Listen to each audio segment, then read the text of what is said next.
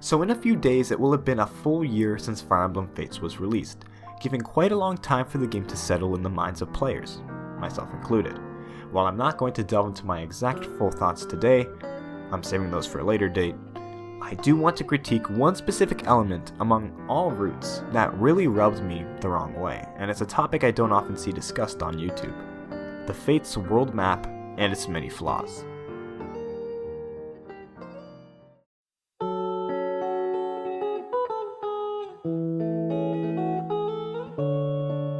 First, let's take a look at the map. It's a wonderful physical rendition of Fate's world, and at first glance you probably wouldn't notice many issues, but you must take into account that up until this point, Fire Emblem has almost strictly used political maps. This is because political maps do an amazing job at setting up the context of, well, a political story. When nations are at war, the borders, names, key locations, and geography of the setting all matter, especially in Fates, where the whole dynamic is choosing between warring nations. The older Fire Emblem maps display ample political information, and often use it to explain actions taken by nations in the games. They also use additional elements like illustrations to cover the geography. Compare this to Fates, where beneath its pretty physical map, it harbors next to none of this information. We don't even know the name of the continent. Hell, I didn't even know there were nations other than Hoshido and Nor until they came up in the story. Nations like Koga and Mokushu seem to appear out of thin air.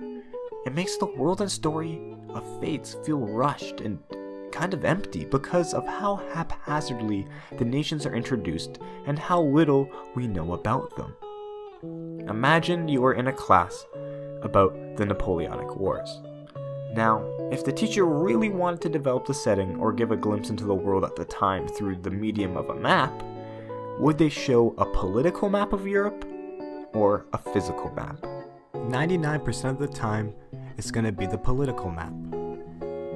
Now, I know that the world map does not affect the gameplay or many other factors of quality in a Fire Emblem game, but for the first time in a modern Fire Emblem game, the world felt barren, and I think that is something worth mentioning, and that can be traced back to the world map. Well, I know I'm usually more positive in my videos, but I hope you enjoyed this deconstruction of the Fates world map. If you want to watch more Fire Emblem content, check out the rest of my channel.